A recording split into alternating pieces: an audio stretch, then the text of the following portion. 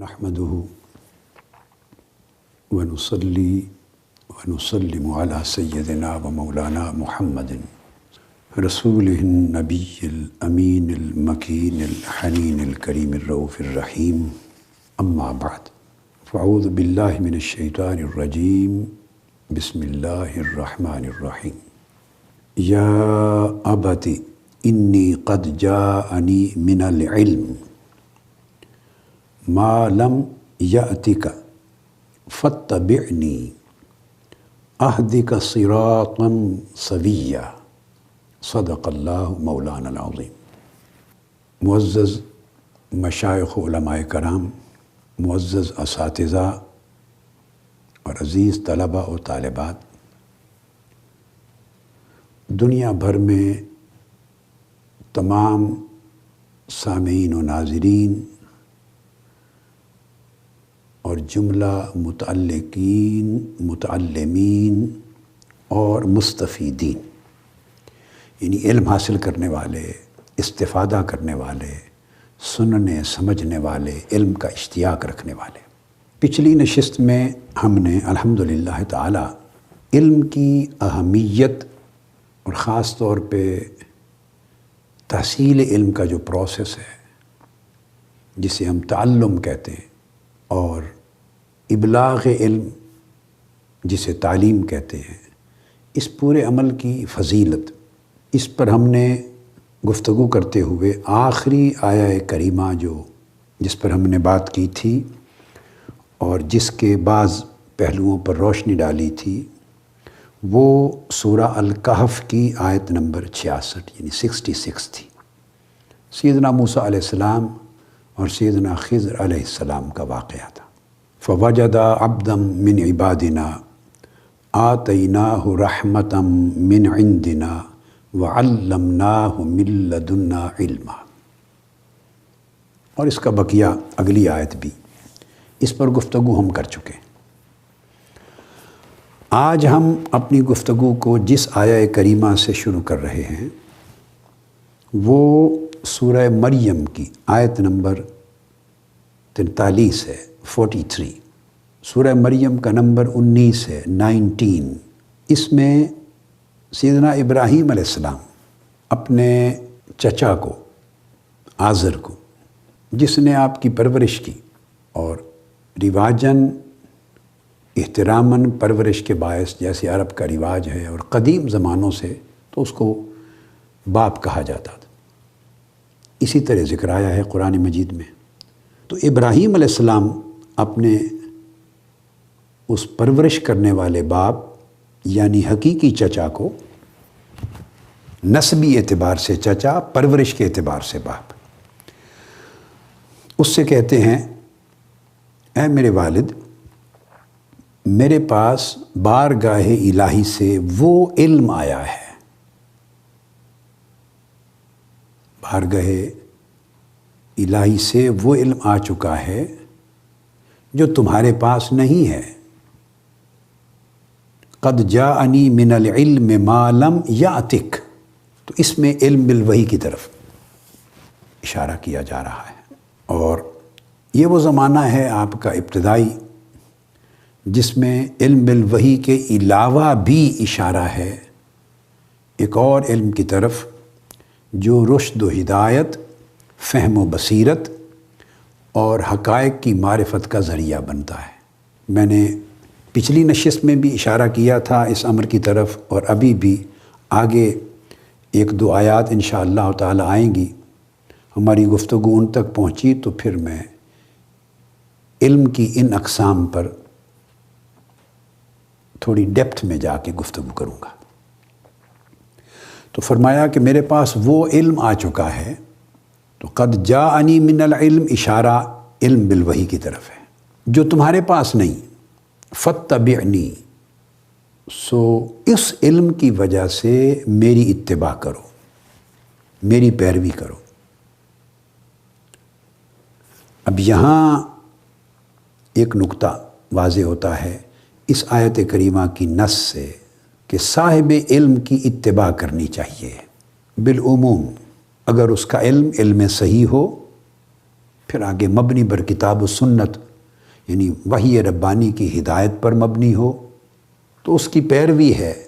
لازم ہے ہر اس شخص پر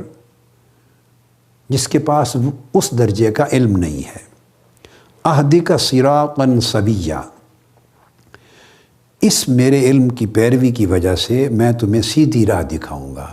یعنی تم بھی ہدایت پا جاؤ گے۔ میں نے پچھلی نشست میں بھی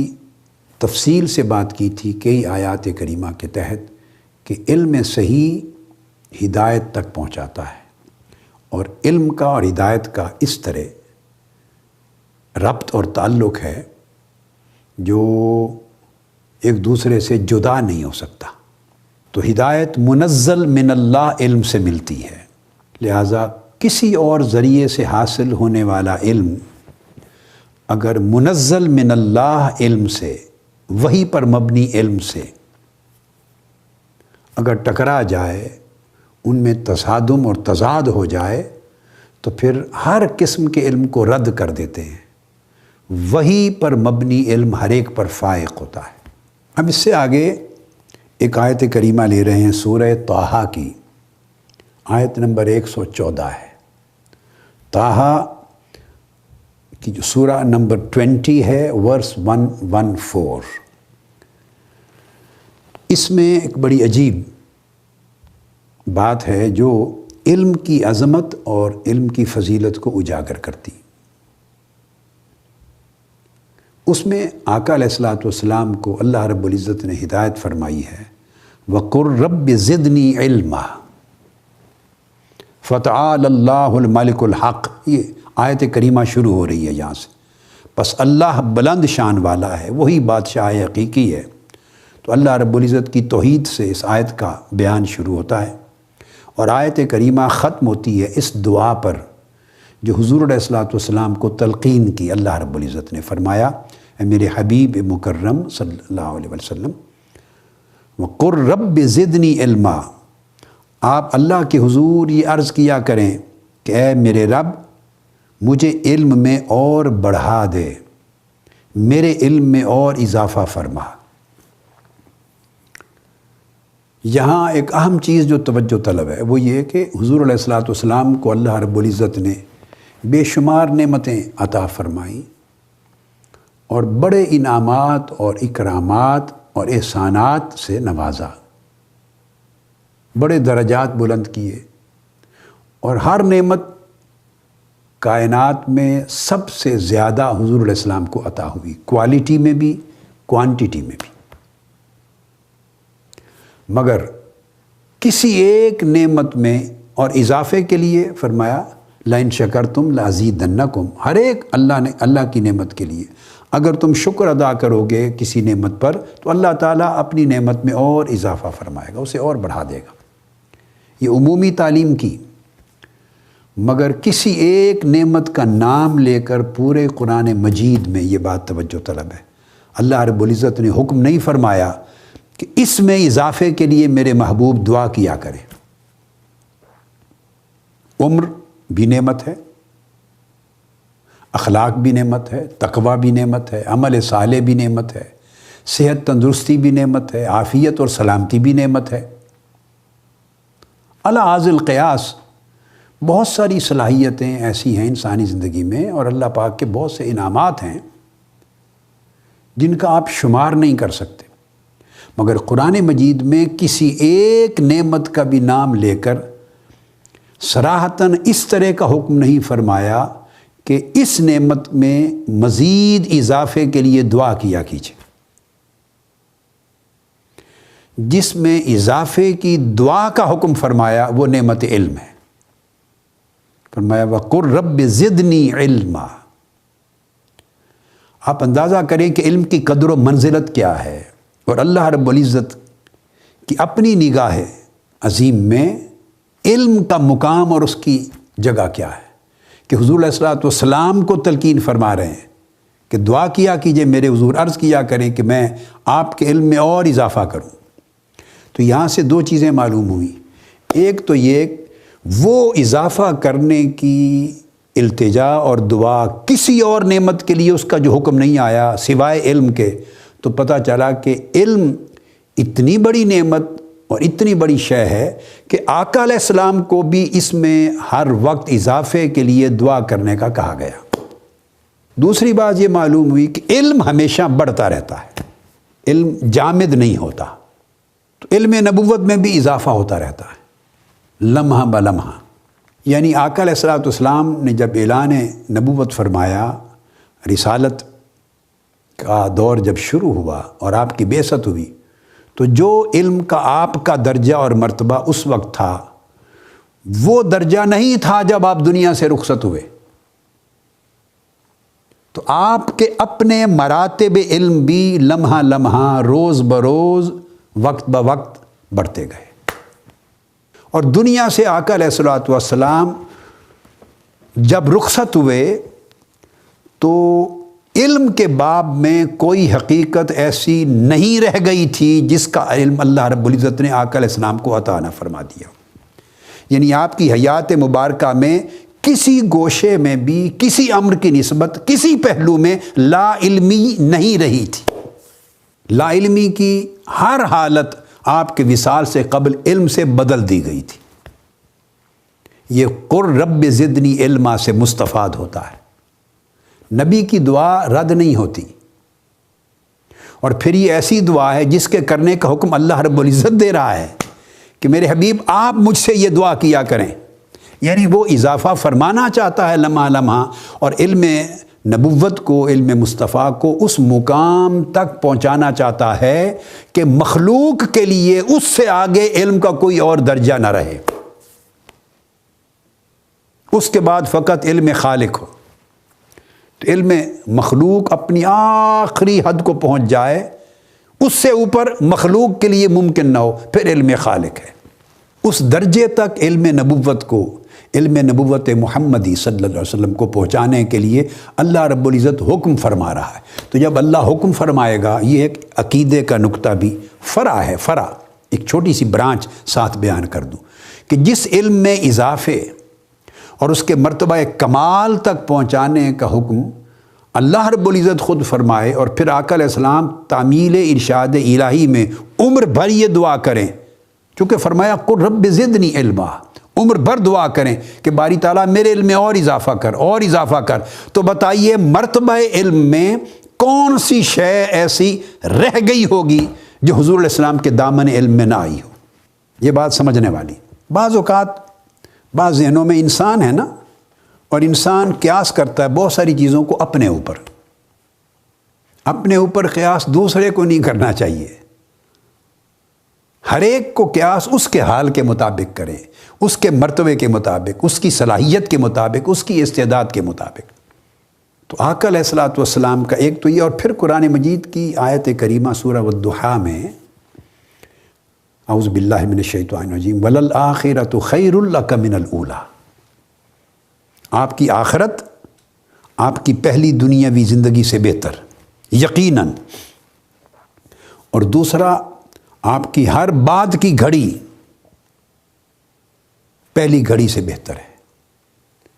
یعنی آقا علیہ السلام کی حیات طیبہ میں ہر اگلا دن پہلے دن سے بہتر ہوتا اور اونچے رتبے پر ہوتا۔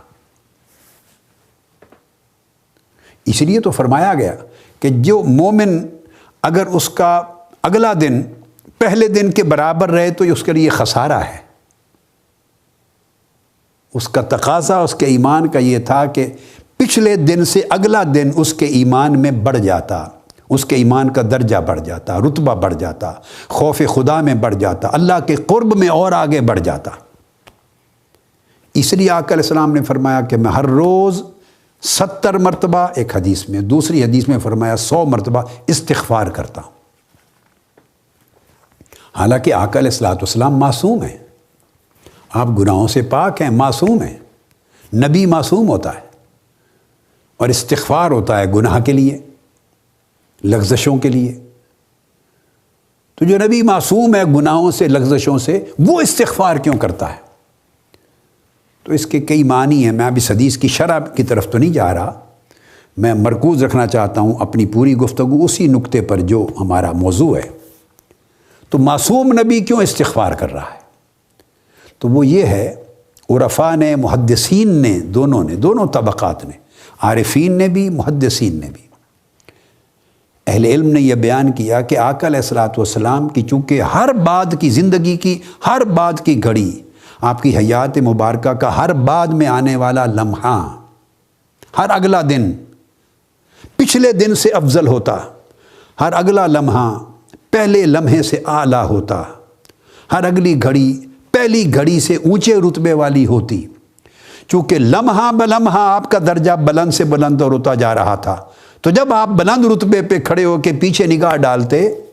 تو وہ جو کم رتبہ تھا آپ کے حسب حال اگلے رتبے کے مقابلے میں، اس کو اللہ کے حضور استغفار کے لائق سمجھتے۔ شان ابدیت میں اللہ کے حضور بندگی کا حق ادا کرنے میں وہ دیکھتے کہ وہ لمحہ اس اگلے لمحے کے مقابلے میں نیچے تھا، تو گویا وہ محسوس فرماتے کہ اللہ کا حق ابدیت ادا کرنے میں اس میں کمی رہ گئی بنسبت اس لمحے کے جو اب ادا ہو رہا ہے۔ پھر اگلے لمحے میں داخل ہوتے تو پیچھے نظر دوڑاتے، فرمایا جس شان سے اللہ کی بندگی کا حق اب ادا ہو رہا ہے پچھلا لمحہ اس سے نیچے تھا، پھر استغفار کرتے کہ میرے مولا مجھے معاف فرما دے، شاید اس لمحے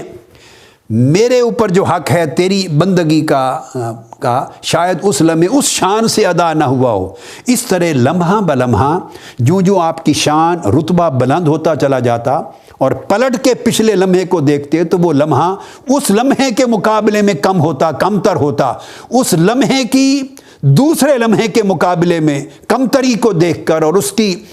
برتری کو دیکھ کر استغفار کرتے چلے جاتے، اور اس طرح دن میں 70 مرتبہ آپ کی مبارک حالت متغیر ہوتی، اوپر جاتی اور 100 مرتبہ اوپر جاتی۔ اس لیے مومن کی شان میں کہا گیا کہ مومن دن میں 40 مرتبہ، 70 مرتبہ، 100 مرتبہ اس کے حال میں تغیر ہوتا ہے، اور جس کے حال میں تغیر نہ ہو وہ سمجھے کہ میری حالت منافق کی ہے، اس میں نفاق ہے۔ چونکہ اگر ایمان ہے تو اس میں نمو ہوگی، یہ بات بڑی اہم ہے، ایمان ہے تو اس میں ارتقاء ہوگا، اس میں ترقی ہوگی، ایمان کا تقاضا یہ ہے۔ دیکھیں نا، ایک پودا اگر آپ ایک زمین پہ لگا دیتے ہیں، میں نکتہ سمجھا رہا ہوں آپ کو رب زدنی علما کی شرح کر رہا ہوں، ایک پودا لگاتے ہیں، اس پودے کو زمین بھی اگر اچھی ہو، پھر پیغمبر کے دل کی زمین سے کس کی زمین اچھی ہوگی، اور پھر پیغمبر کی اتباع میں مومن کے دل کی زمین سے کس کی زمین اچھی ہوگی۔ تو اگر زمین بھی اچھی ہو، مالی بھی اچھا ہو، پھر اللہ سے بڑھ کر مالی کون اچھا ہوگا؟ پھر کھاد بھی اچھی ہو، پھر پانی بھی ٹھیک مل رہا ہو وقت پر، اور اگر سورج اور دھوپ چاہیے، روشنی چاہیے تو وہ بھی میسر ہو، یہ سارے تقاضے پورے ہو رہے ہوں، تو پودا ترقی کیوں نہیں کرے گا، تبانا کیوں نہیں ہوگا، آگے بڑھے گا کیوں نہیں؟ یہ ہے ایمان کی مثال۔ اگر زمین بھی اچھی ہے، کھاد بھی مل رہی ہے، پانی بھی مل رہا ہے، دھوپ اور روشنی بھی مل رہی ہے، اور اس کی کلٹیویشن بھی پراپر مالی کر رہا ہے، ساری شرائط پوری ہو رہی ہیں، پھر بھی پودا نہ بڑھے، تو اس کا مطلب ہے کہ کوئی کیڑا لگ گیا ہے، اس کو پودا جل رہا ہے، پودے میں کوئی نقص ہے، تو پھر ٹریٹمنٹ کرتے ہیں اس کا۔ یہ گارڈننگ کا سبجیکٹ ہے، اگر آپ کو شوق ہو گارڈننگ کا، باغبانی کا، پودے لگانے کا اور ان کا دھیان رکھنے کا، تو پھر آپ کو سمجھ ہوگی، جو لوگ یہ شوق رکھتے ہیں ان کو پتہ ہے، پھر وہ فکر کرتے ہیں، تشویش ہو جاتی ہے کہ دیر از سم تھنگ رانگ، کوئی خرابی ہے، اس کا پھر ٹریٹمنٹ کرتے ہیں، پھر وہ چیزیں اکھاڑتے ہیں، پھر وہ مختلف اگنے والے جو غلط پودے ان کو اکھاڑتے ہیں، کیمیکل دیتے ہیں، العاذل کیا اسپرے کرتے ہیں، ٹریٹمنٹ کا الگ سبجیکٹ ہے پھر ہوتا ہے۔ کیوں؟ کہ پودے کی پرورش رک گئی ہے، نشو و نما، اس کی ترقی، ارتقاء رک گیا ہے، پودا کیوں نہیں بڑھ رہا؟ تو جس طرح پودا نہ بڑھے تو تشویش ہوتی ہے، اس طرح ایمان بھی ایک پودا ہے جو دل کی زمین پہ اگتا ہے، اگر وہ ہر روز نہ بڑھے تو مومن کو تشویش ہونی چاہیے کہ کہاں میرے دل کی زمین میں کوئی خرابی ہے، اس میں کوئی نفاق کا کیڑا لگ گیا ہے، حرص اور ہوا و ہوس کا کوئی کیڑا لگ گیا ہے، ریاکاری کا کیڑا لگ گیا ہے، میری نیت میں کچھ خلط ملط ہو گیا ہے، خالص اور غیر خالص چیز مل گئی ہے، اس میں کچھ اور گناہوں کی آلودگی آ گئی ہے، اس کو طاعت کا پانی نہیں مل رہا، اس کو اللہ کے قرب اور اللہ کی رضا کی خالص طلب کی نیت جو ہے وہ کھاد نہیں مل رہی، اس کی دیکھ بھال نہیں ہو رہی، 100 اسباب ہیں، مومن کو تشویش ہوگی کہ میرے ایمان کا پودا بڑا کیوں نہیں ہو رہا، وہیں کھڑا ہوا ہے۔ اس لیے فرمایا جس کے ایمان کی حالت میں تغیر، اور تغیر بمعنی ارتقاء ہے، اوپر ترقی کرنا، توانا ہونا، بڑھنا، یہ نہ ہو وہ منافق ہے۔ اور مومن تو ایک دن میں درجنوں، 20، 50 مرتبہ اپنا حال بدلتا ہے، یعنی حالت ایمانی اس میں تغیر آتا ہے، یعنی مسلسل سوء ارتقاء رہتا ہے ایمان۔ اب یہ جو پوری بات سمجھائی، اب اس کا اطلاق آقا علیہ الصلوۃ والسلام کی ذات اقدس پر اور کسی بھی پیکر نبوت کے حوالے سے کر لیں تو آقا علیہ الصلوۃ والسلام کہ علم کے پودے کو بڑھانے والا، پرورش کرنے والا، دیکھ بھال کرنے والا مالی اللہ خود ہے۔ زمین قلب مصطفیٰ ہے، وہ دل جس پر اللہ اپنی وحی اتارتا ہے، جو وحی کو جذب کرنے کی صلاحیت رکھتا ہے، وہ دل جو اللہ کی وحی کو جذب کرتا ہے، وہ دل جو اللہ کا دیدار کرنے کی صلاحیت رکھتا ہے، ما کذب الفؤاد ما رآ، وہ قلب مصطفیٰ ہے۔ پھر ایمان اور طاعت اور تقوی آقا علیہ السلام سے بڑھ کر کس کا ہو سکتا ہے؟ وہ کھاد اور پانی مل رہے ہیں، یہ سب کچھ ہو رہا ہے۔ تو اس وجہ سے آقا علیہ السلام کی لمحہ بلمحہ اتنی تیز رفتاری سے آپ کے احوال کی، کیفیات ایمانی کی، درجات کی، مراتب کی، صلاحیتوں کی، استعداد کی، علم کی، تقوی کی، پرہیزگاری کی، شان، ہر چیز میں لمحہ بلمحہ ارتقاء ہوتا رہتا۔ وَلَلْآخِرَةُ خَيْرٌ لَكَ مِنَ الْأُولَىٰ کا انعکاس آپ کے ہر لمحے، ہر حال میں ہوتا، ہر حال میں، ہر جہت میں۔ وہی چیز علم میں بھی ہے۔ تو اس لیے علم حضور علیہ الصلوۃ والسلام کا لمحہ بلمحہ، غار حرا میں جب اقرا بسم ربک الذی خلق کا رابطہ جڑا تھا غار حرا میں، تو علم کی جو کیفیت اس وقت تھی، صاف ظاہر ہے وہ اگلے دن یا سال کے بعد نہیں تھی، پھر اگلے ایام میں وہ نہیں تھی، تو بڑھتی بڑھتی بڑھتی جب 23 برس گزر گئے اور قل رب زدنی علما کا سلسلہ ارتقاء کا جاری رہا، تو علم ختم ہو گیا۔ علم کے سمندر، علم کے اوشن، جو بھی اللہ رب العزت نے مخلوق کے لیے ممکن بنایا تھا، جو بھی مخلوق کے لیے ممکن تھا، وہ سارا آقا علیہ الصلوۃ والسلام ہضم فرما گئے۔ آپ کی شان علم میں آ گیا سارا، اور صرف وہ رہ گیا جو شان علم خالق کی ہے، جس میں مخلوق شریک نہیں ہو سکتی۔ تو یہ واحد ایک نعمت ہے کہ اس کو مزید مانگنے کی تلقین فرمائی گئی، علم کے سوا کسی اور نعمت پہ یہ زور نہیں دیا۔ اب اس کے بعد اگلی آیت کریمہ جو ہم لے رہے ہیں، یہ سورہ الانبیاء کی ہے، اور اس میں آیت نمبر 74 ہے۔ اس میں بھی وہی مضمون ہے جس کا ذکر پچھلی نشست میں ہم کر چکے کئی بار، کہ انبیاء علیہ السلام کا ذکر کرتے ہوئے اکثر قرآن مجید نے ان کے حکم نبوت کو شان علم کے ساتھ اکٹھا بیان کیا، جوڑا ہے۔ اس پر میں نے تفصیلی گفتگو پچھلی نشست میں کر دی تھی، مگر اب آیات نئی آ رہی ہیں۔ یہاں فرمایا وَلُوطًا آتَيْنَاهُ حُكْمًا وَعِلْمًا، اور لوط علیہ السلام کو بھی ہم نے حکمت، یعنی حکم نبوت کا معنی بھی ہے اور حکمت کا معنی بھی ہے، اور علم سے نوازا تھا۔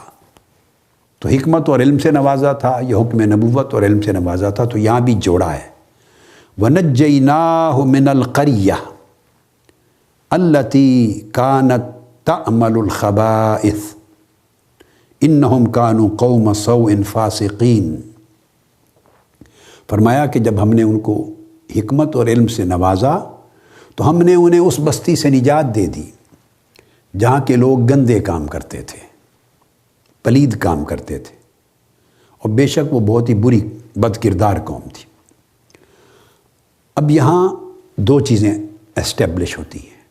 ایک تو وہی بات جو پہلے ہم کہہ چکے کہ حکمت اور حکم نبوت کو، ہر پیغمبر کے حکم نبوت کو اور علم کو اللہ رب العزت نے باہم جوڑا ہے، لازم و ملزوم ہے۔ دوسرا اس میں بیان فرمایا کہ علم باعث نجات ہے، تو علم کی پہچان ہے اس میں بیان کی گئی کہ علم صحیح وہی ہوتا ہے جو خبائث سے، برے کاموں سے بندے کو نجات دے دے۔ جو علم برے کام سے، فسق سے، فجور سے، پلیدی سے، خبائث سے، برائیوں سے، بری عادات سے، برے اخلاق سے، برے اعمال سے جو علم نجات نہ دے، وَنَجَّيْنَاهُ مِنَ الْقَرْيَةِ، قریہ ایک بستی ہے، اب اس کا اطلاق کر رہا ہوں، جو علم اعمال سیئہ کو ختم نہ کرے اور ان کی جگہ اعمال صالحہ کی رغبت نہ پیدا کرے، جو علم تقوی پیدا نہ کرے، جو قربت الہیہ کا شوق پیدا نہ کرے، جو علم پرہیزگاری نہ دے، جو آخرت اور جنت کی طرف راغب نہ کرے، اور برے اعمال، بری عادات، برے افعال اور برے حرکات سے بندے کو نجات نہ دے، وہ علم صحیح نہیں ہے، وہ پھر تختی پہ لکھے ہوئے صرف سیاہ حروف ہیں۔ تو یہاں جو اخذ کر رہا ہوں نقطہ وہ یہ کہ حکم نبوت اور علم بیان کر کے پھر فرمایا وَنَجَّيْنَاهُ مِنَ الْقَرْيَةِ، یعنی دیکھیے نا، نجات تو ملی اس قریہ سے جہاں برے کام ہوتے تھے، مگر اس سے پہلے علم کا ذکر کیا، تو تین چیزوں کو جوڑا، حکمت کو، علم کو، اور نجات من الخبائث کو، النجات من الخبائث، تین چیزوں کو جوڑا کہ علم کے اندر ایک ان بلٹ خوبی ہے، شان ہے علم کی، تاثیر ہے کہ وہ تقوی سے محبت کرتا ہے، وہ من کی کیفیت کو، اندر کے حال کو بدلتا ہے، پرہیزگاری لاتا ہے، اور خبائث سے اور برائیوں سے بندے کو دور کرتا، بچاتا ہے۔ اس کے بعد پھر آگے سورہ الانبیاء کی پھر آیت نمبر 79 اور 80، 79 اور 80، الانبیاء سورہ نمبر 21، 21، اس میں فرمایا فَفَهَّمْنَاهَا سُلَيْمَانَ وَكُلًّا آتَيْنَا حُكْمًا وَعِلْمًا، چنانچہ ہم ہی نے سلیمان کو وہ فیصلہ کرنے کا طریقہ سکھایا تھا جس سے وہ فیصلہ کرتے تھے، اور ان سب کو، پیچھے انبیاء علیہ السلام کا ذکر آ چکا ہے،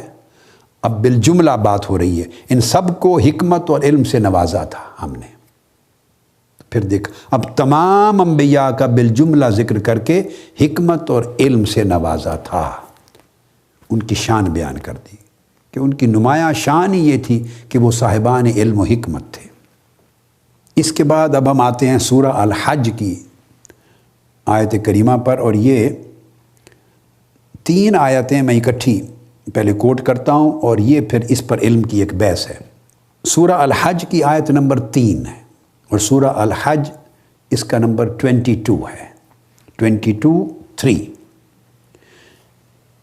اس کے بعد ہم لیں گے پھر آگے سورہ الحج کی آیت نمبر 8، 22:8، پھر ساتھ تیسری کو میں ذکر کر لوں گا، وہ بھی سورہ الحج کی آیت نمبر 54، 22:54، اور پھر ساتھ اس کے ہم سورہ الحج کی آیت نمبر 70 کا بھی ذکر کر لیتے ہیں، 22:70۔ 4 آیات کریمہ سورہ الحج کی اکٹھی میں ذکر کرتا ہوں، تو پھر اس پر گفتگو کرتے ہیں۔ ان میں ذرائع علم کا بیان کیا گیا ہے، علم کے آلات کیا ہیں، علم کے ذرائع کیا ہیں، مصادر کیا ہیں، علم کن کن طرق اور وسائل سے، آلات سے حاصل ہوتا ہے، اور اس کی کیا کیا حیثیت ہے۔ اس پر فلاسفہ بھی گفتگو کرتے تھے، انہوں نے اپنے اپنے انداز سے اپنی کتب میں بات کی۔ ارسطو کے زمانے سے ہمارے پھر دور اسلام کے دور میں جو عرب دنیا میں جب فلاسفہ تھے جن کی کتب مدارس میں عرصہ دراز تک پڑھائی جاتی رہی ہیں، تو وہ فلاسفہ کا بھی ایک نقطہ نظر تھا علم اور آلات علم اور ذرائع علم، مصادر علم، وسائل علم کے اوپر، علم کی حقیقت پر، ماہیت پر، آلات پر، وسائل پر۔ بعد ازاں علم کلام کا بھی یہ موضوع بنا، متکلمین نے اس پر گفتگو کی۔ پھر علم کلام سے ہی لے کر ہمارے فقہا میں جو اصولیین، اصول الفقہ پر بات کرنے والے، علم الاصول پر، انہوں نے بھی اس کو لیا۔ تو اصول فقہ کی اکثر جو بڑی کتب ہیں علم الاصول میں، اصول فقہ پر، تو وہ پھر علم کی ماہیت پر، حقیقت پر وہ بھی بات کرتی۔ اور متکلمین جب علم العقائد پر لکھتے ہیں اور علم الکلام پر جب لکھتے ہیں، عقیدہ پر اور علم الکلام کی زبان میں بات کرتے ہیں تو وہ بھی اکثر و بیشتر پھر علم کی ماہیت، اس کی حقیقت، اس کے آلات، اس کے ذرائع، وسائل، پھر اس کے اثرات اور ان کے احکام، اس پر بات کرتے ہیں۔ تو یہ کامن سبجیکٹ رہا فلاسفہ کا بھی، متکلمین کا بھی، اور اصولیین کا، یعنی ہمارے فقہا میں جو علم الاصول سے بحث کرنے والے اصول، سب کا۔ تو یہ گویا ایک ایسا سبجیکٹ ہے جو بہت سارے علوم اور فنون میں کام دیتا ہے، اور العلم بذات خود ایک سبجیکٹ ہو گیا تو اس کے بھی اصول ہوئے، اس میں بھی یہ کارآمد ہے۔ اور اب پھر سائنٹیفک نالج ڈیولپ ہو گیا، سائنس آ گئی، پھر اس کے ذرائع آ گئے، تو علم تو بہر صورت علم ہے، اس کے ذرائع بڑھتے جا رہے ہیں، تو آج بھی ہیں انہی بنیادوں پر، مگر ان میں دائروں میں توسیع ہوتی گئی، اس کے طریقہ کار بدلتے چلے گئے، آلات بدلتے چلے گئے، مگر اصل وہی ہے۔ تو یہ جو آیت کریمہ ہے الحج کی نمبر 3، اس میں ارشاد فرمایا وَمِنَ النَّاسِ مَن يُجَادِلُ فِي اللَّهِ بِغَيْرِ عِلْمٍ وَيَتَّبِعُ كُلَّ شَيْطَانٍ مَرِيدٍ، کہ کچھ لوگ ایسے بھی ہیں، یہ قرآن مجید نے اس کو بیان کیا، کچھ لوگ ایسے بھی ہیں کہ جو اللہ کے بارے میں بغیر علم کے جھگڑا کرتے ہیں، مجادلہ کرتے ہیں، یعنی مناظرہ کرتے ہیں، تکرار کرتے ہیں، بحث کرتے ہیں بغیر علم کے۔ اور جب علم کے بغیر کرتے ہیں تو نتیجہ یہ ہوتا ہے کہ ہر سرکش شیطان کی پیروی کرتے ہیں۔ اب بغیر علم اور من یجادل فی اللہ، اللہ کی الوہیت پر بات کرتے ہیں، اس کی ذات و صفات پر بات کرتے ہیں، اس کے اسماء پر بات کرتے ہیں، اس کی شؤون پر، شانوں پر، اس کے افعال پر بات کرتے ہیں، اس کی تخلیق پر بات کرتے ہیں، بغیر علم، بغیر علم کے۔ اب صاف ظاہر ہے ایک بڑی اہم چیز ہے، جو یہ بات کرتا ہے ایسے انوکھے اور ادق موضوعات پر، اللہ کی ذات و صفات میں اور اس کے اسماء و افعال میں اور اس کی دیگر شؤون میں اور اس کی شان خلاقیت میں اور اس کے دیگر پہلوؤں پر جو بات کرتا ہے، تو آپ تھوڑا سرسری طریقے سے سوچیں، وہ علم کے بغیر تو بات کر ہی نہیں سکتا۔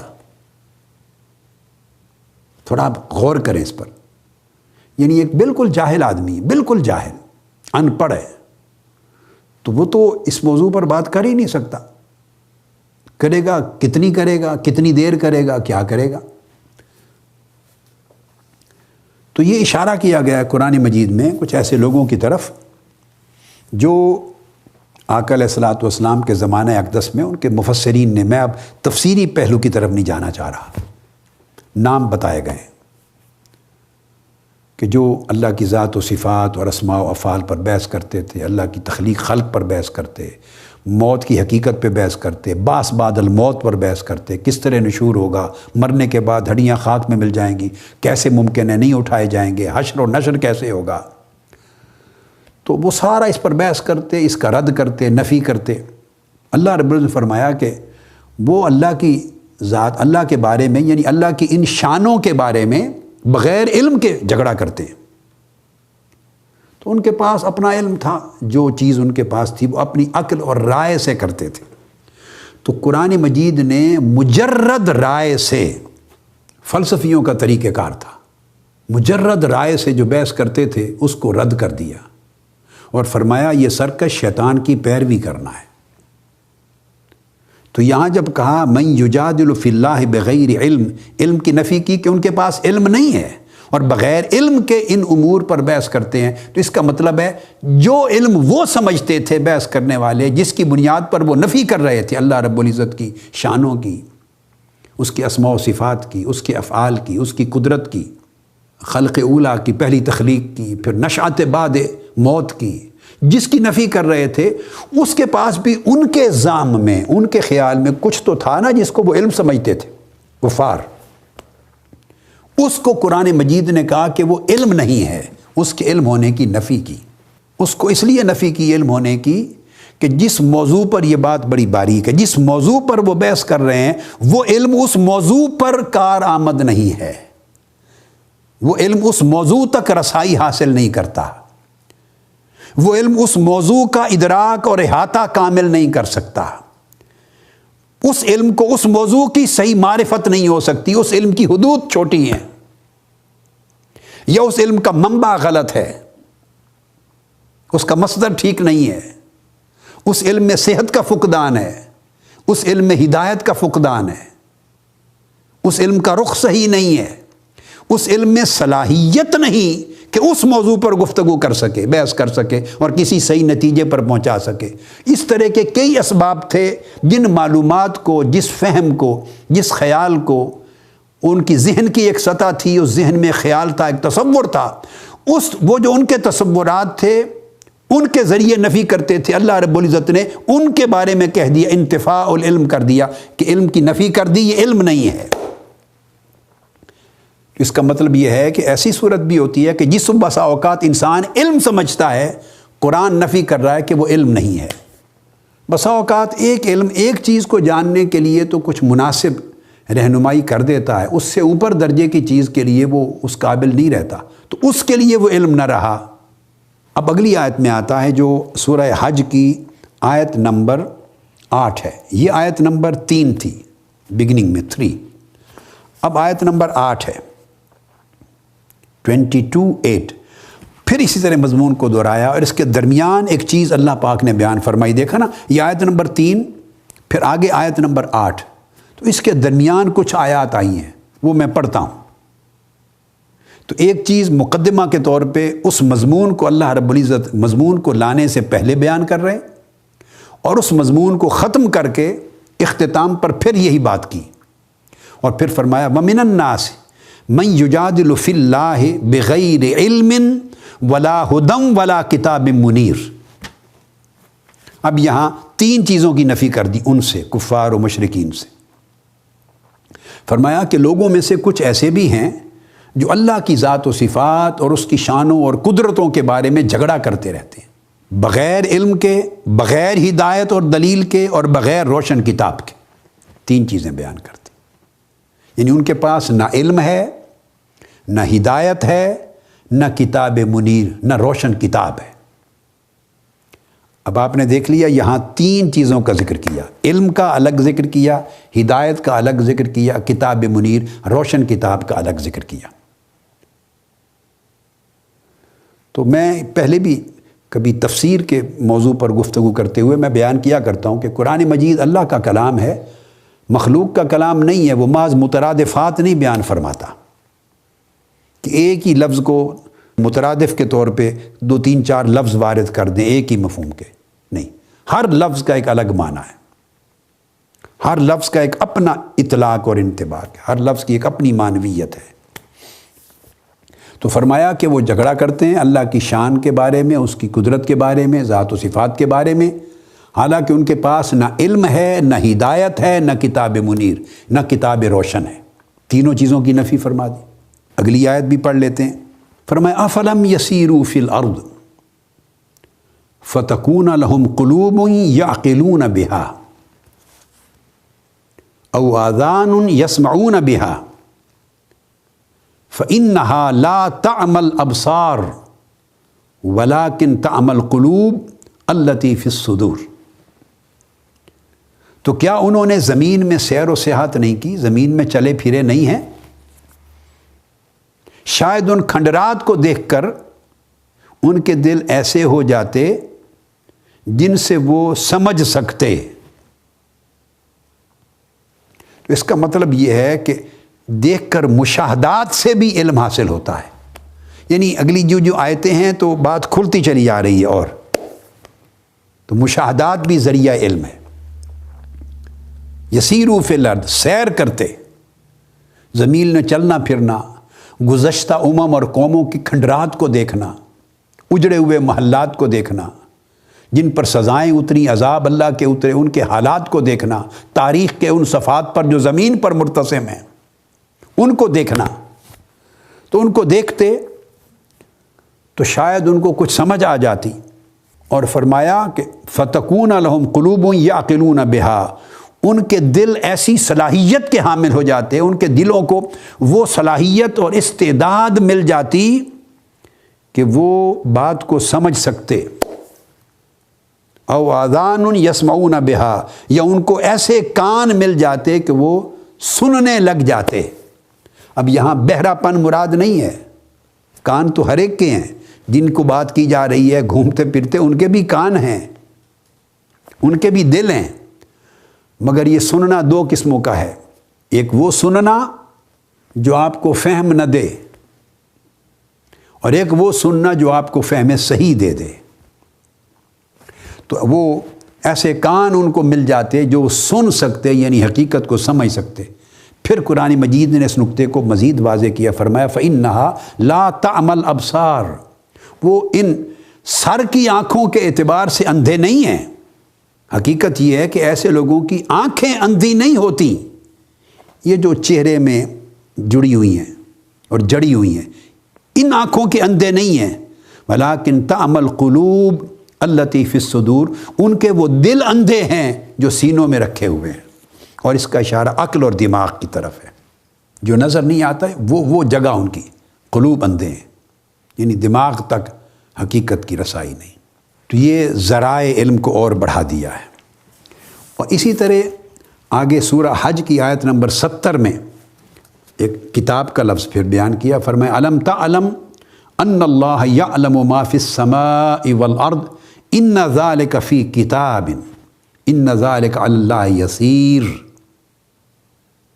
تو یہاں بھی فرمایا کہ یہ جو اللہ تعالیٰ جانتا ہے جو کچھ آسمانوں اور زمینوں میں ہے، اور یہ کتاب میں درج ہے۔ تو کتاب کو پھر علم کا استعارہ قرار دیا۔ چوتھی آیت چونکہ اس میں کتاب کا ذکر آیا تو اس کے ساتھ ریلیونٹ ہے، میں نے پڑھ دی۔ تو یہ آیات ہیں، یہ بیان کرتی ہیں علم کی حقیقت اور ماہیت کو، علم کے مصادر کو، علم کے آلات کو۔ اب جب ہم بات کرتے ہیں اور خاص طور پہ بغیر علم ولا ہدن ولا کتاب منیر، اس پر ارتکاز کرتے ہیں، باقی آیات اس کی تائید میں ساتھ رہیں گی کہ یہ اللہ کی ذات و صفات اور اس کی شان اور قدرت کے بارے میں جھگڑا کرتے ہیں، حالانکہ ان کے پاس نہ علم ہے، نہ ہدایت ہے، نہ کتاب روشن ہے۔ اب اس کو جاننے کی ضرورت ہے۔ قبل اس کے کہ میں اس موضوع میں جاؤں، علم کیا ہے، ہدایت کیا ہے، کتاب منیر کیا ہے، اور ان کی حدود کیا ہیں، اور ان کی ماہیتوں میں فرق کیا ہے، اور کس کس کا حکم قابل قبول ہے، کس کا حکم قابل قبول نہیں، کس کا حکم کس باب میں قبول کرنا ہے، کس کا حکم کس باب میں قبول کرنا ہے۔ اس میں جانے سے قبل قرآن مجید میں وہ جو آیت نمبر 3 اور آیت نمبر 8 کے درمیان جو مضمون آیا ہے، جس سے پہلے بھی اللہ رب العزت نے یہ فرمایا کہ بغیر علم کے اللہ کی شان میں جھگڑتے ہیں، اور اینڈ پر بھی فرمایا کہ بغیر علم، بغیر ہدایت اور بغیر روشن کتاب کے اللہ کی شان میں جھگڑتے ہیں۔ اس کے درمیان اللہ رب العزت نے ایک دلیل دی ہے، اور وہ دلیل ہے جو علم سے بھی صاحب علم بھی اس کو سمجھ سکتا ہے، صاحب ہدایت بھی سمجھ سکتا ہے، صاحب کتاب منیر بھی۔ تو آیت نمبر 3 تو ہو گئی، اس کے بعد آیت نمبر 4 میں گمراہی اور ہدایت کا ذکر ہے۔ دوزخ کے عذاب کی رہنمائی ملتی ہے، وہ گمراہی ان کو ہدایت دیتی ہے، یعنی لے کر جاتی ہے، راستہ دکھاتی ہے دوزخ کا۔ ہدایت اس گمراہی ان کو وَيَهْدِيهِ إِلَىٰ عَذَابٍ سَعِيرٍ، ہدایت سے مراد وہ ہدایت نہیں ہے، یعنی وہ گمراہی جو لوگ گمراہ ہو جاتے ہیں، وہی گمراہی انہیں راستہ دکھاتی ہے دوزخ کا۔ تو اس سے یہ اشارہ ملتا ہے کہ جو لوگ گمراہ ہو جاتے ہیں وہ اپنی گمراہی کو ہدایت سمجھ رہے ہوتے ہیں، وہ سمجھ رہے ہوتے ہیں کہ ہم حق پر ہیں۔ اگر وہ ان کو یہ پتہ چل جائے کہ ہم گمراہ ہو گئے تو وہ تو فوری اپنے آپ کو درست کر لیں۔ تو وہ گمراہی انہیں رکنے نہیں دیتی کہ وہ اپنے احوال پہ غور کریں، وہ گمراہی پہ گمراہی، گمراہی پہ گمراہی، وہ خیالات کا ایک تانتا بن جاتا ہے، اور وہی ان کو ہاتھ پکڑ کے دوزخ میں جا کے گرا دیتی ہے،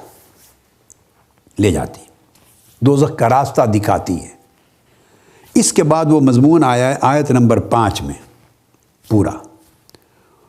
یہ کہہ کر کہ جو لوگ کفار و مشرکین میں سے بعض لوگ بحث کیا کرتے تھے اور ان کا رد کرتے ہوئے، تو پھر درمیان میں اللہ رب العزت نے فرمایا یا ایھا الناس ان کنتم فی ریب من البعث، اے لوگو، اب وہ چونکہ بعث پر انکار کرتے تھے کفار جن کی بات ہوئی، مفسرین نے 3 مختلف نام لیے ہیں کفار کے اس زمانے میں عام طور پر، کہ اس کے بارے میں نازل ہوئی، اس کے بارے میں ہوئی، اس کے بارے میں ہوئی، تینوں کے بارے میں ہوئی۔ شان نزول تاریخی اعتبار سے تو نام لیا گیا، مگر مجموعی طور پہ پھر ان کی پیروی کرنے والے جمیع کفار و مشرکین ایک ہی فکر کے حامل تھے، انکار کرتے تھے کہ مردہ ہو جانے کے بعد جب ہڈیاں، گوشت، پٹھے، ہمارے مسلز، اعصاب، جلد سب کچھ خاک میں مل کے خاک ہو جائے گا، پھر بکھر جائے گا، منتشر ہو جائے گا، کچھ نہیں بچے گا، ہم کیسے زندہ ہوں گے؟ اور باس بعد الموت دوبارہ اٹھ کے قبروں سے اور قیامت کے دن کھڑے ہونا کیسے ہوگا؟ یہاں سے وہ اپنی بحث کو شروع کرتے۔ قرآن مجید نے کہا ہے لوگو، اگر تم مرنے کے بعد جی اٹھنے میں شک رکھتے ہو، اگر تمہیں شک ہے کہ مرنے کے بعد کیسے جی اٹھیں گے، اب یہ علم وہ بغیر علم کے، بغیر ہدایت اور بغیر کتاب منیر کے بحث کرتے ہیں، اب درمیان میں قرآن مجید نے دلائل علم دیے۔ اگر تمہیں شک ہے مرنے کے بعد جی اٹھنے پر، تو پھر اپنی تخلیق اور ارتقاء پر غور کرو۔ تم کہتے ہو کہ مٹی میں ہو جائیں گے تو کیسے ہم جی اٹھیں گے مٹی سے؟ اللہ پاک نے فرمایا فَإِنَّا خَلَقْنَاكُم مِّن تُرَابٍ، ہم نے تمہیں پیدا ہی مٹی سے کیا ہے۔ تو جب تمہاری پہلی تخلیق مٹی سے کر دی تو اس پہ غور کرو، پھر تمہاری جو باس ہے دوسری باس اٹھانا وہ کیا مشکل ہے اس رب پر کہ جب تم کچھ نہ تھے تو اس نے مٹی سے تخلیق کیا تمہاری اصل کو، تو وہ دوبارہ مٹی سے اٹھانا اس کے لیے کیا مشکل ہے؟ اب یہ غور دلایا جا رہا ہے۔ پھر فرمایا ثم من نطفۃ، وہ تو ایک تاریخ تھی کہ مٹی سے بنائی، آدم علیہ السلام کی تشکیل ہوئی، وہ ایک کیمیکل یہ کانسٹیٹیوشن ہے انسان کا۔ آگے فرمایا ثم من نطفۃ، پھر اللہ رب العزت نے تمہاری کیمیائی ابتدا جو مٹی سے کی، پھر تمہاری حیاتیاتی ابتدا کی، بیولوجیکل بگننگ ہوئی تمہاری، جو ماں کے رحم میں ہوئی، حیاتیاتی کیمیائی ابتدا وہ تاریخ ہے کہ کس طرح نسلاً بعد نسلاً حیوانات کا دور، نباتات، جمادات کا، پھر نباتات کا، پھر حیوانات کا، پھر انسانوں کا، کس طرح تشکیل ہوتی چلی گئی، وہ اس کی طرف اشارہ ہے۔ فرمایا جب تمہاری حیاتیاتی ابتدا کا بیولوجیکل برتھ کا ٹائم آیا تو تمہاری ابتدا ایک نطفہ سے کی، یعنی تولیدی قطرہ سے کی، ایک تولیدی قطرہ سے تمہاری ابتدا کی، ایک چھوٹا سا ڈراپ۔ ثم من علاقۃ، پھر رحم مادر کے اندر جونک کی طرح کی صورت میں تمہیں ایک معلق وجود بنا دیا، رحم مادر کے اندر جونک کی طرح، لیچ کی طرح تمہیں ایک معلق وجود بنایا۔ ثم من مدغۃ مخلقۃ وغیر مخلقۃ، پھر اس کے بعد تمہیں معلق وجود سے پھر ایک ایسے لوتھڑے میں جو دانتوں سے چبایا ہوا لگتا ہے، ایک ایسا گوشت کا جیسے لوتھڑا وہ بنا دیا جو ایسے لگتا ہے جیسے کوئی گوشت کا لوتھڑا دانتوں سے چبا دیا گیا ہو۔ مخلقۃ بغیر مخلقہ، جس میں بعض اعضاء کی ابتدائی تخلیق نمایاں ہو چکی ہے، بعض اعضاء اس کی ابتدائی تخلیق معلوم ہوتی ہے کہ یہ جسم کے اعضاء بن رہے ہیں اس لوتھڑے میں، وغیر مخلقۃ، اور بعض اعضاء کی تخلیق ابھی عمل میں نہیں آئی، وہ دکھائی نہیں دیتے کہ کچھ یہ اعضاء بن رہے ہیں۔ لنبین لکم، تاکہ ہم تمہارے لیے اپنی قدرت اور اپنے کلام کی حقانیت ظاہر کر دیں۔ اب یہاں پر اللہ رب العزت ان حقائق کو بیان فرما رہے ہیں، انہیں کہہ کر کہ بغیر علم کے تم شور مچاتے رہتے ہو، جھگڑا کرتے ہو، ہم تمہیں حقائق بتاتے ہیں جو غیب کے کئی پردوں کے اندر تشکیل پا رہے ہیں ماں کے رحم میں۔ اب یہ نبی تمہیں بتا رہا ہے اپنی وحی کے ذریعے ماں کے رحم میں وہ حقائق، یہ ہے علم اور ہدایت اور کتاب منیر۔ وَنُقِرُّ فِي الْأَرْحَامِ مَا نَشَاءُ إِلَىٰ أَجَلٍ مُّسَمًّى، اور پھر ہم جسے چاہتے ہیں رحموں میں مقررہ مدت تک ٹھہرائے رکھتے ہیں، ما نشاء، جسے چاہتے ہیں ٹھہرائے رکھتے ہیں۔ اس کا مطلب ہے بعضوں کا ابورشن بھی ہو جاتا ہے، بعض بچے گر جاتے ہیں، یہ ما نشاء سے پتہ چلا۔ جن کو اللہ چاہتا ہے مقرر مدت تک رحم مادر میں محفوظ رہتے ہیں، تو ما نشاء کہہ کر بعضوں کو مستثنا کر دیا، بعضوں کا ابورشن بھی ہو جاتا ہے۔ ان کو اللہ نہیں چاہتا کہ وہ مقرر مدت تک رحم مادر میں محفوظ رہیں۔ تو ہم تمہیں نقرو، مقررہ مدت تک ٹھہرائے رکھتے ہیں، ثم نخرجکم طفلا، پھر ہم تمہیں بچہ بنا کر نکالتے ہیں باہر۔ وَمِنْكُمْ مَنْ يُتَوَفَّى وَمِنْكُمْ مَنْ يُرَدُّ إِلَىٰ أَرْذَلِ الْعُمُرِ، پھر تمہارے نکالتے ہیں، پرورش کرتے ہیں تاکہ تم اپنی جوانی کو پہنچ جاؤ۔ تم میں سے وہ بھی ہیں جو جلد وفات پا جاتے ہیں، جلد، جن کی عمر تھوڑی ہوتی۔ اب دیکھیں پوری انسانی زندگی کا احاطہ کر لیا۔ تم میں سے وہ ہیں من یتوفا، جو وفات پا جاتے ہیں جوانی کی عمر میں، پہلے وفات پا جاتے ہیں جلد، اور کچھ وہ ہیں جو نہایت ناکارہ عمر ہونے تک لوٹائے جاتے ہیں، یعنی بہت بڑھاپے تک رہتے ہیں، جب ان کو پکڑ کے بیٹے یا بچیاں یا فیملی چل رہی ہوتی ہے،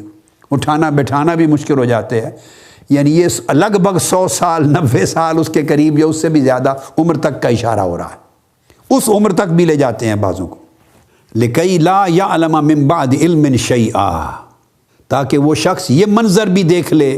کہ سب کچھ جان لینے کے بعد اب پھر کچھ بھی نہیں جانتا، یعنی پھر وہ اس کا نسیان آنا لگ جاتا ہے، نسیان بھولنے لگ جاتا ہے۔ تو جاننے کے بعد اب وہ نہیں جان رہا تو اس کے اعضاء مزمحل ہونے لگ گئے ہیں۔ پھر وہ دور بھی کچھ لوگ دیکھ لیتے ہیں کہ جیسے اس کے کام اعضاء اتنے شاندار طریقے میں ابتدا میں نہیں کرتے تھے، اب بڑھاپے میں بھی وہ کیفیت پلٹ کے آ گئی۔ تو پہلے انسان کی نشو و نما، ارتقاء، اس کی ابتدا اور ارتقاء کا بیان کیا، پھر منظر بدلا، فرمایا وَتَرَى الْأَرْضَ حَامِدَةً، اور تو زمین کو یہ بھی دیکھتا ہے، انسان یہ بھی دیکھے کہ تو دیکھتا ہے زمین کو بالکل خشک اور مردہ دیکھتا ہے۔ فَإِذَا أَنزَلْنَا عَلَيْهَا الْمَاءَ اهْتَزَّتْ وَرَبَتْ وَأَنبَتَتْ مِنْ كُلِّ زَوْجٍ بَهِيجٍ، اور تو اس پر بھی غور، ابھی میں نے اے انسان تیری ابتدا بیان کی، پہلے کیمیائی ابتدا، پھر حیاتیاتی ابتدا، اور تیری ابتدا تا انتہا بیان کی کہ کیسے نشو و نما ہوئی۔ اب اپنے ارد گرد جو زمین دیکھتا ہو، اے انسان تو دنیا دیکھتا ہے، زمین، اس پر بھی غور کر۔ فرمایا تو دیکھتا ہے کہ ایک زمین بالکل مردہ ہوتی، پھر ہم اس پر پانی برسا دیتے ہیں، اور اس مردہ زمین پہ جب بارش کرتے ہیں، پانی برسا دیتے ہیں، تو اس میں تازگی اور شادابی کی جنبش آ جاتی ہے، حرکت آ جاتی ہے، تازگی آنے لگتی ہے، شادابی آنے لگتی ہے، اور پھر وہ پھولنے بڑھنے لگ، انبتت، پھر وہ پھولنے بڑھنے لگ جاتی ہے، ارتقاء ہونے لگ جاتا ہے۔ من کل زوج بہیج، پھولنے بڑھنے لگ جاتی ہے، اور پھر خوش نما نباتات میں سے ہر نوع کے جوڑے اگاتی ہے وہ، یعنی اس کے میل اور فیمیل اس میں بھی اگتے ہیں، اور اشارہ کر دیا کہ مردوں میں بھی میل اور فیمیل اس طرح پیدا ہوتے ہیں، اسی طرح نباتات میں، پلانٹس میں، پودوں میں بھی میل اور فیمیل آتے ہیں۔ اب یہ سارا وہ نالج ہے جو 1400 سال کے بعد انسان کو سائنس کے ذریعے اب ملا، یہ سارا وہ نالج ہے، اور 1400 سال قبل آقا علیہ السلام نے یہ سب کچھ دیا قرآن کی شکل میں۔ تو اشارہ یہ تھا کہ تم بغیر علم، بغیر ہدایت اور بغیر کتاب منیر کے انکار کرتے ہو ان حقیقتوں کا۔ یہ بیان کر کے کہ کس طرح غور کرے بندے کہ کس حالت سے تیری ابتدا ہوئی، کس طرح ڈیولپ ہوئے، مرحلہ در مرحلہ تیرا ارتقاء ہوا، اور کس طرح پھر بچہ بنا، کس طرح وفات ہوئی، کس طرح بڑھاپا آیا، بڑھاپے کی کیفیات کس طرح طاری ہوئی۔ تو جس طرح انسان کی زندگی میں ایک ابتدا اور ارتقاء ہے، اور پھر اسی طرح نباتات، عالم نباتات میں بھی ایک ابتدا ہے، ارتقاء ہے، اور اس کے بھی جوڑے ہیں، اس کے بھی میل اور فیمیل ہوتے ہیں، مرد اور عورتوں کی طرح۔ یہ بیان کر کے اس کے بعد اگلی آیت آئی کہ ایسے لوگ بھی ہیں جو اللہ کی ذات و صفات اور قدرتوں اور شانوں میں جھگڑا کرتے رہتے ہیں، بغیر علم کے، بغیر کسی ہدایت اور دلیل کے، اور بغیر کسی روشن کتاب کے۔ یہ قرآن مجید نے ان آیات میں یہ بیان کیا۔ تو اس سے یہ جب 3 لفظ استعمال کیے تو، اور مثالیں جو اللہ رب العزت نے دی، ان میں کئی چیزیں ایسی ہیں جو آنکھوں سے نظر آتی اور دماغ اس سے متاثر ہوتا ہے، دماغ مانتا ہے، اور کئی چیزیں ایسی ہیں کہ جو آنکھ بھی نہیں دیکھتی، جنہیں میں مادر کے اندر غیب کے پردوں میں ہو رہی ہیں، اور دماغ تک بھی کسی ذریعے کی ان تک رسائی نہیں کہ دماغ کو وہ تصور منتقل کر سکے۔ کوئی چیزیں ایسی ہیں جو کتاب منیر سے معلوم ہوتی ہیں، کچھ چیزیں ایسی ہیں جو انسان کے اندر اللہ نے ہدایت ودیت کی ہے اس کے ذریعے معلوم ہو جاتی ہیں، کچھ چیزیں ایسی ہیں جو اکتسابی علم اللہ نے انسان کو دیا اس کے ذرائع اور اس کے آلات ان کے ذریعے معلوم ہوتی ہیں۔ تو جہاں آلات علم بھی جواب دے جاتے ہیں، انسان کے اندر الوہی طور پر ودیت کردہ ہدایت کے وسائل بھی جواب دے جاتے ہیں، وہاں کتاب منیر دامن تھامتی ہے۔ یہاں پر ختم کرتا ہوں اور انشاءاللہ تعالی اگلی نشست میں ہم اس موضوع کو آگے لے کے چلیں گے اور اس کی تفصیلات میں جائیں۔ وما علینا الا البلاغ۔